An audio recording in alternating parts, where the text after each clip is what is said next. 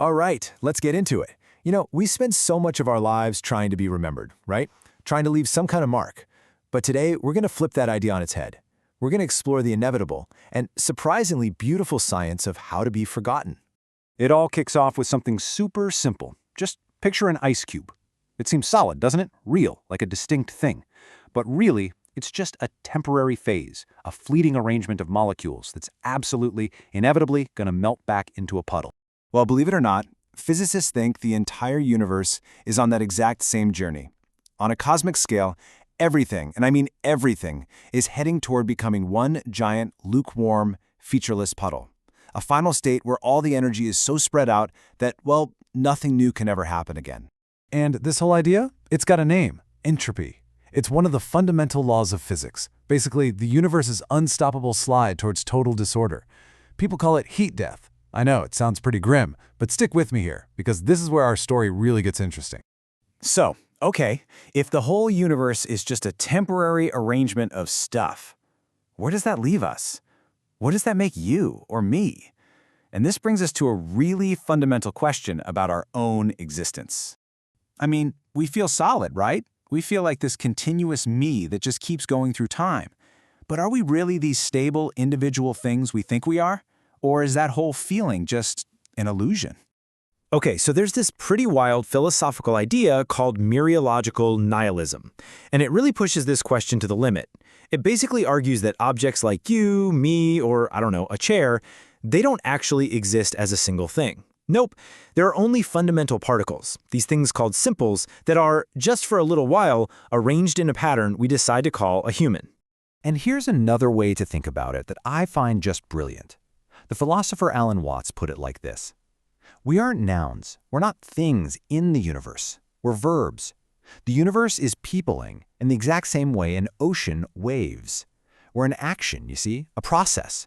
Just a temporary little disturbance in the fabric of reality. So, if we're just a temporary process, what's left when that process ends? What echoes do we leave behind?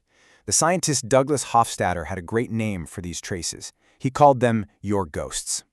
And we tend to think about three main types of these ghosts as our legacy. But as we're about to see, every single one of them is designed to fade away. Let's break them down one by one. First up is what's called your nominal ghost, your name. You've probably heard the saying that we all die twice. The first time is when your body gives out. But the second, final death, that's the very last time anyone ever speaks your name. The current record holder for putting off that second death is apparently a name, Kusham. It was found on a 5,000-year-old Sumerian tablet. Thing is, we don't even know if Kusham was a person or just, like, an office title. Okay, ghost number 2 is the figural ghost, our image. And wow, is this one more relevant today than ever? We spend, on average, over 7 hours a day in what you could call the haunted house of the internet. We're literally surrounded by the digital ghosts of both the living and the dead. It's gotten to the point where we don't just have images of ourselves. In a lot of ways, we are our images. And here's where it gets really nuts. Every text, every photo, every video you've ever sent out into the world, once it's broadcast as a radio wave, it just travels out into space, forever. These archaeological photons, as they're called, will never decay. So in a way, your digital ghost is permanent, but it's also destined to get lost, totally diluted in the endless noise of the cosmos. All right, so what about the big one? The most fundamental ghost of all, your DNA. We love to think of our genes as this permanent legacy, right? A foundation that our descendants will build on. But the reality is a lot more temporary. You're less like a foundation and more like their baby teeth. Yeah, absolutely essential for a little while, but ultimately meant to be replaced and just discarded. And this fading happens so fast.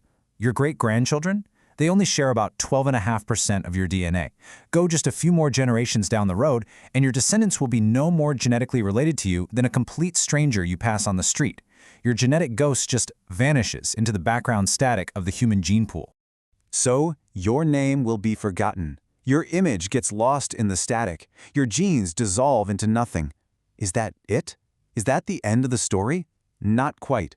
There is one final ghost, one trace you leave behind that is truly, physically 100% permanent. Let's call this one the ripple ghost. And this isn't about memory or biology or any of that. It's the simple, unavoidable, physical consequence of your existence. It's the tiny, permanent domino effect you have on the entire universe, just by being here. And here it is. This is the crucial part. Right now, as you're sitting there, the tiny gravitational pull from your body is affecting the planet Saturn. It's an unbelievably small effect for sure, but it is absolutely physically real. Think of it like the ultimate butterfly effect. Your existence, every single breath you take, every little movement you make, sends these tiny ripples through the fabric of space-time. And those ripples, they will ensure that when the universe finally does settle into that final lukewarm puddle, the arrangement of every single particle will be just a little bit different, specifically because you were here. And that right there is the core of it all. In that final state of the universe, yeah, there won't be any minds left to remember you, but your effect, your physical contribution to the final shape of everything, that can never be erased.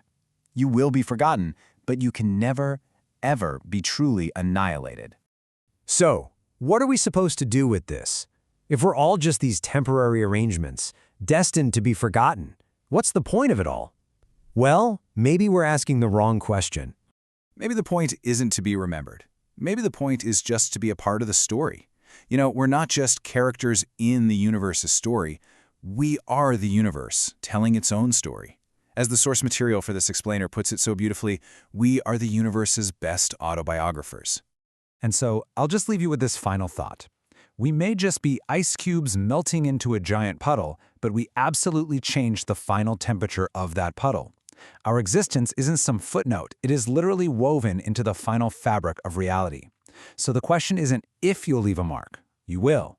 The only real question is, what kind of ripple are you creating right now?